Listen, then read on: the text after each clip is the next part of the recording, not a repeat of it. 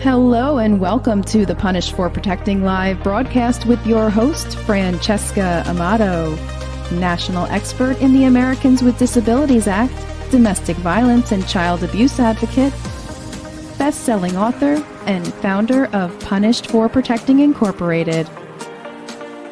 We welcome all of our viewers watching on Facebook via Punished for Protecting News and the CPS News Network. If you're watching on YouTube at Punish No More and Free to Protect, be sure to like, subscribe, and hit that bell icon. You can also find Punish for Protecting News on Rumble. Now, without further ado, here is your host, Francesca Amato.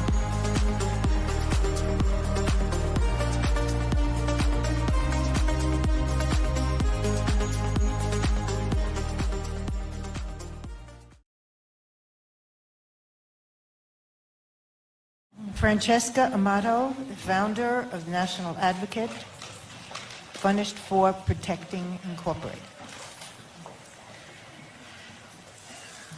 Well, first, I want to thank both of you, Assemblywomen Walker and Jaffe, for having this and for being so patient all these hours listening to all of these experts and professionals and families. My name is Francesca Amato. I am here on behalf of countless New York families that I personally advocate for, who requested I speak on their behalf. Is that a little too loud? That's perfect. Okay. My son and I have also been victimized by the family court.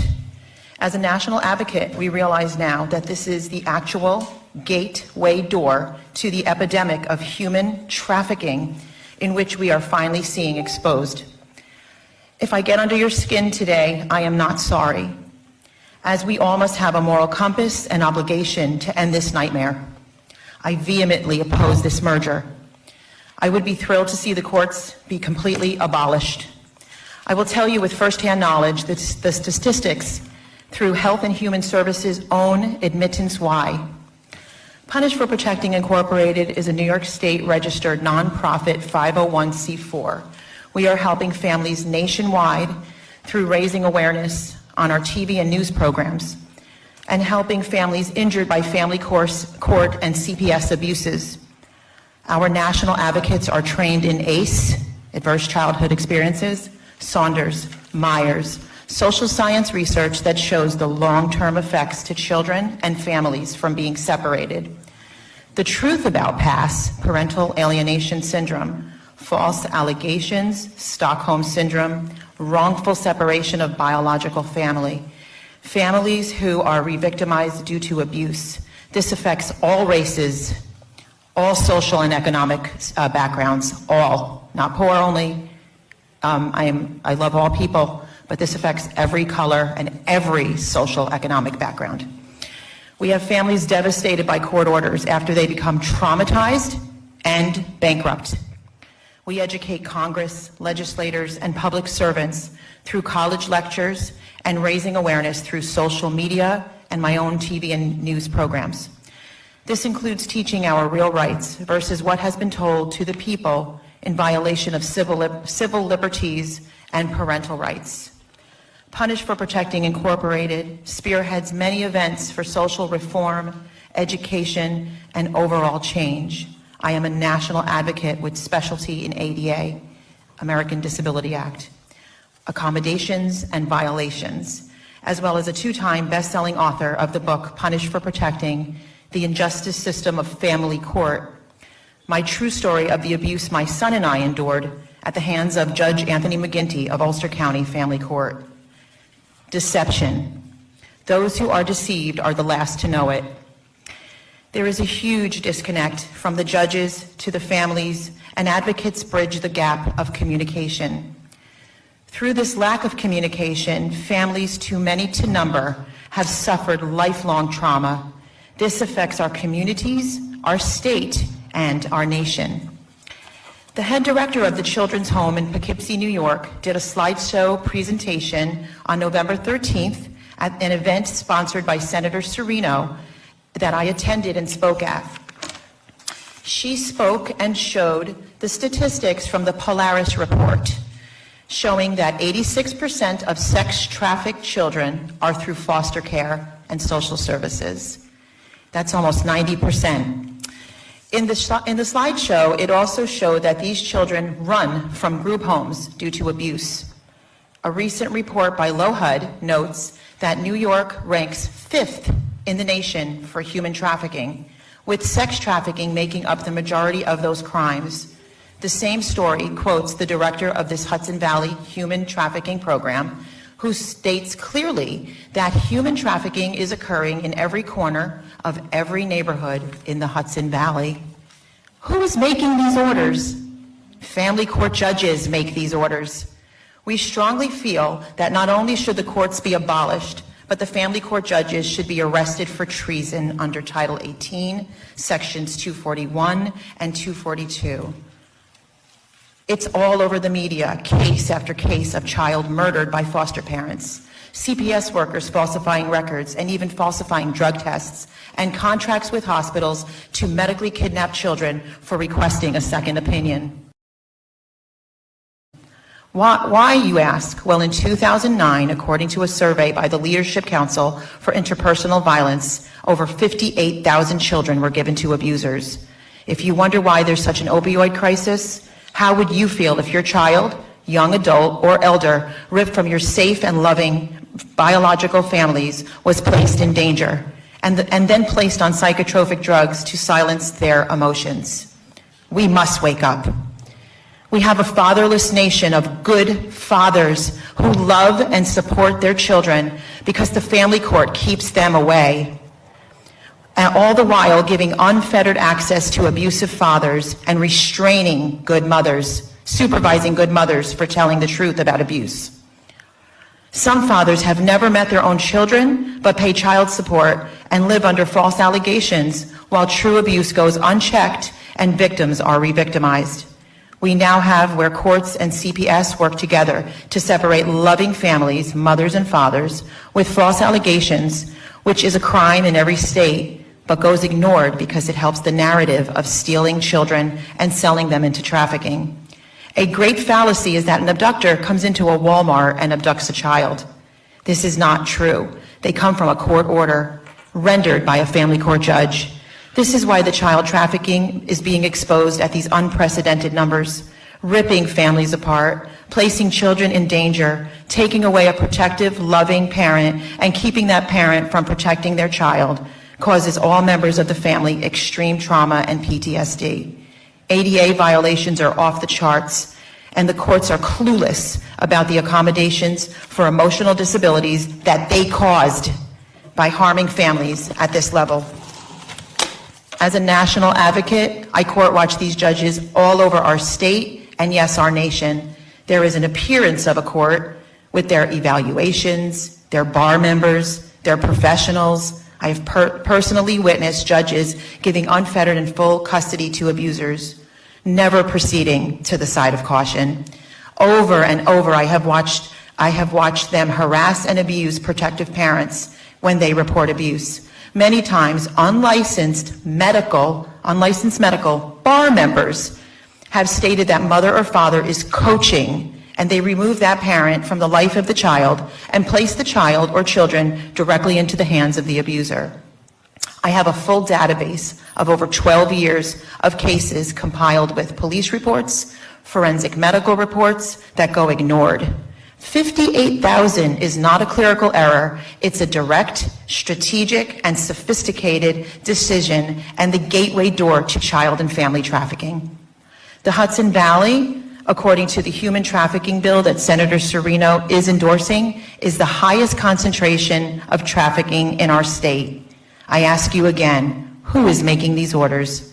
Only a family court judge can make these orders. CPS does not have this authority. But what makes these matters so much worse is this. Are you aware, and please look this up yourself, that according to Schwar versus Board of Examiners, there is no such thing as a licensed attorney in any state as per our Supreme Court. Assigned counsel and paid counsel is an interpreter of their law. The practice of law is a common right. If that is not bad enough, you will never find one place on the congressional record anywhere, state or federal, where the people voted in the family court or CPS. This is high treason. These errors of harming and endangering families to these outrageous amounts of missing children, exploited children, and trafficked children through this sophisticated multi-trillion-dollar industry must be abolished and the actors arrested at once. We can't fix this. We have to hold it accountable. A judicial system must be accountable to render orders and or make just decisions, and it can't when it's clearly not just itself. Why do these judges purposely place children with abusers? The reason is clear. Then CPS can step in and eventually filter them through services that we pay for, foster care that we pay for, and forced adoption, the black market of the adoption industry. Federal funding at its finest. Please look this up for yourself and get informed. We, the people, want this system abolished and held accountable for the years of abuses and irreparable and ignored damages to countless New York families and children. And in closing, let me say that the unified court system is already merged. This is why families have no way out. There is no accountability. The system polices itself. When you report to the Committee on Judicial Conduct, it never holds anyone accountable. Everyone claims to have no jurisdiction, and the reason is the family court is a private for-profit business with a Dun & Bradstreet business number. They claim to be public, but everything is done privately. You can't be both. There is no accountability because there are no evidence-based practices. No evidence is taken onto a real record. Hearsay is taken as fact. There is no due process and no trial by jury of one's peers as our rights demand. These crimes against humanity must be held accountable. There is no place for any family to get help, as the appellate courts hardly overturn anything unless it has huge public attention. Judicial immunity is a get-out-of-jail-free card and the highest danger to public integrity and safety. These judges do anything they want, no matter how imprudent these decisions are and how dangerous to these families and children their decisions are. The harm they have caused our families, there is no amount of money that can ever pay them back. There is no way possible that these judges have gotten all these harmed families' cases right, that less than 2% get overturned.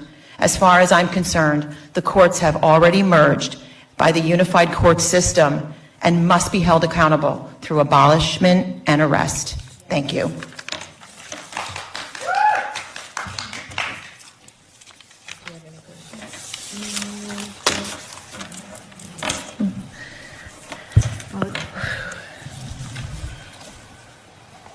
It does sound like you have had some very negative experiences and understanding of what has been going on in the courts.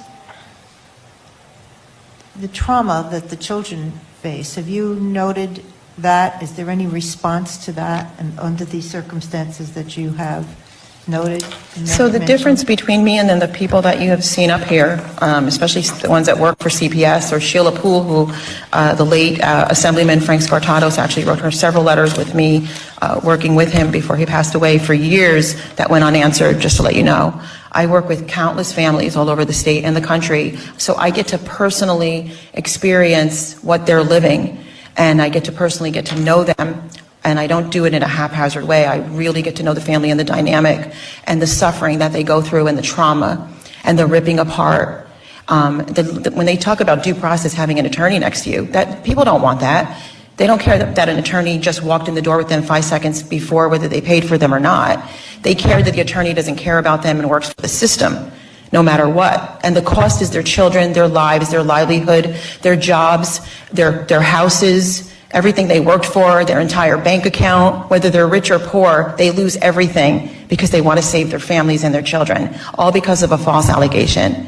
And I get to see that every day. So that's why I speak for the families who didn't speak today. We heard what CPS wants to believe. We heard what CPS wants to tell people, the lies that they tell people. The judges, they're just in a box somewhere. They're not even in the reality of the real world, making and ordering and rendering decisions that families have to live by, ordered to live by, like some kind of slave in bondage.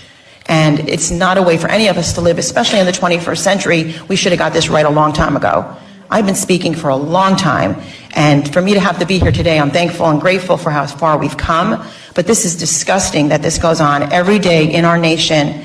I see mothers and fathers put in jail for doing nothing wrong, while real criminals are freed. It's crazy. It's absolutely crazy. In terms of, just last question, the potential solution to the obstacles that you have discussed. Well, how can a broken system help broken families? The only solution that I see is abolishment and arrest according to our laws. So Title 18, Section 241 and 242 would hold them accountable for these treasonous actions. When the bar membership is not a licensed membership, like they've been telling the people, when they tell the people they're too dumb to interpret English, when you're standing before a judge, it's common sense and common law for everyone. So we're told that we have to have someone represent us, and they don't represent us because we're too foolish to know better. If I don't know the law, then how can I be held accountable for it? Everything is backwards, it's twisted, and it's wrong, and it's destroying the health and welfare of all of our nation inside our borders. There's no other answer than to abolish this system and arrest the judges. That's what the people want. We never voted it in, so it has no legal standing to touch any of us. It has no legal right to tell us what to do, how to live, what hoop to jump through, and then maybe you'll get your kids back. Or to dangle your children over you and tell you, you had Cheerios on the floor, we're going to take them, they're in danger, and we'll talk to you about it in a week from now. That's not due process. Having an attorney is not due process either. Having a system that's legitimate, having a real justice system, that would be the only way that it would be due process, and it hasn't been that for decades. There is no other answer. We need to take the axe to the root.